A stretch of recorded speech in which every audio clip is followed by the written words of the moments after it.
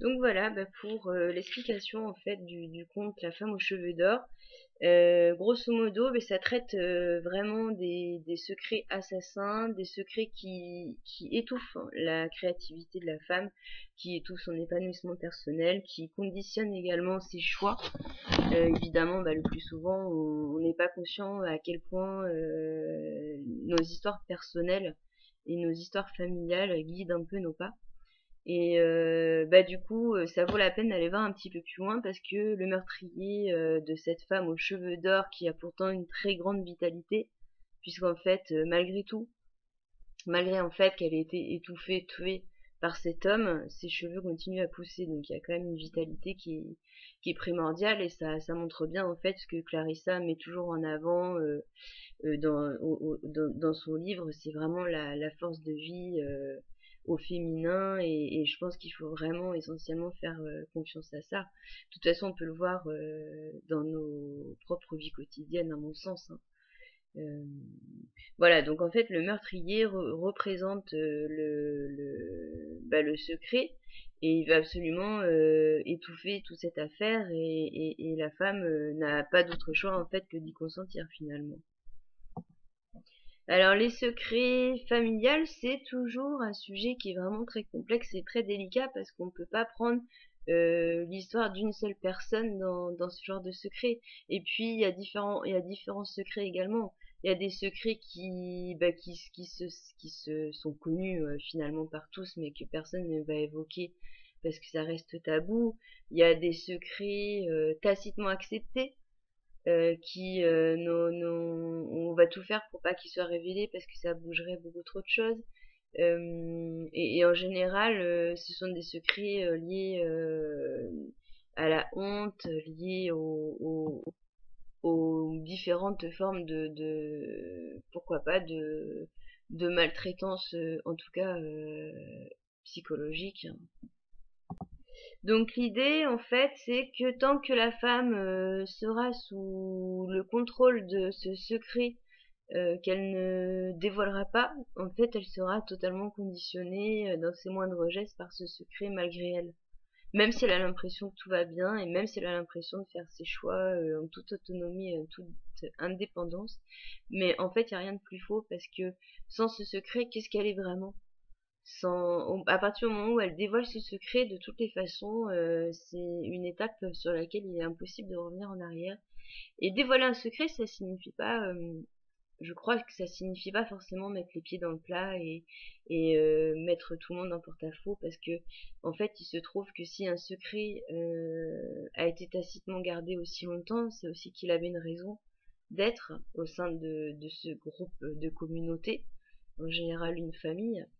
Et le dissoudre en fait et porter en accusation, c'est quand même un chemin qu'il faut être prêt à emprunter parce que ça peut créer aussi beaucoup de souffrance pour ces mêmes personnes qui reçoivent ce secret dont elles savaient intérieurement l'existence en fait, parce que le sujet est là. Après, il s'agit d'un côté en fait, il y a la libération personnelle pour la personne qui elle veut progresser, entre guillemets, dans progresser pas pour obtenir des bonbons, des récompenses, hein, progresser pour un confort personnel, un mieux-être en fait en profondeur par rapport à des choses dont elle remarque que ça peut la bloquer dans sa propre évolution personnelle, tout simplement. Et puis en face, il faut prendre en compte aussi un certain nombre de choses, de relations aussi complexes, qui fait que exposer un secret, c'est aussi s'exposer à soit couper des liens, soit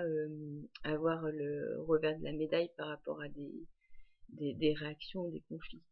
Voilà.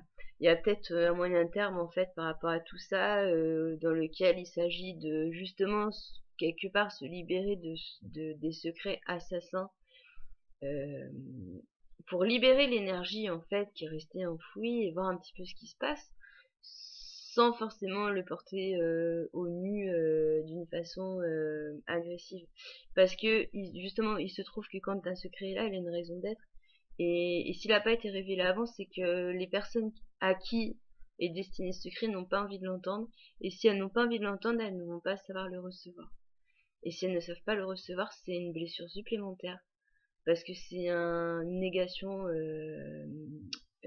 totale et claire de certains événements. Et, et peut-être que c'est encore plus problématique que le secret en lui-même en fait. Et donc il y a tout ça quand même à bien visualiser, à bien prendre en compte avant, et voilà. Et que, mais le chemin inverse de se dire, comme certains peuvent dire, continuer, finalement, d'un accord tacite, cautionne ce même secret, n'est pas, comme le conte le témoigne, en fait, n'est pas du tout une chose positive, ça c'est certain. Mais comme toute chose qui est gardée à l'intérieur de soi, comme toute émotion, graine, je sais pas comment appeler ça, comme toute chose qui se cristallise un peu, qui va faire des sortes de, de blocage, sauf qu'on n'a pas le sens infuse, et par moment, on n'est juste pas prêt aussi à appuyer sur le starter pour faire sortir cette chose. Donc tout ce qui est notion de nettoyage, de pardon aussi, parce que c'est encore un autre sujet, toutes ces notions-là, c'est très cool, mais il faut qu'elles soient vraiment sincères en fait. Et par moment, bah, on n'a juste pas conscience en fait que c'est le moment de justement passer une autre cap et se libérer d'un certain secret pour. Et après, le corps il le dira et l'esprit dira quand il sera prêt à un moment donné ou à un autre en fait. Donc il n'y a pas de question à se poser.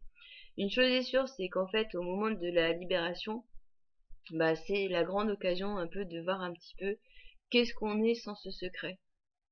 Et puis aussi de passer le cap de la culpabilité de d'abandon, parce que c'est finalement c'est une sorte d'infidélité, un peu de trahison aussi, de notifier, voilà, moi le secret, finalement il est dévoilé pas trop, parce qu'on comprend bien que certaines personnes refusent ça, et de ce côté-là, il n'y aura rien à faire sinon perdre de l'énergie. Donc, il faut vraiment ne pas s'occuper d'elle finalement, parce qu'on ne peut rien faire, et vraiment s'occuper par rapport à soi.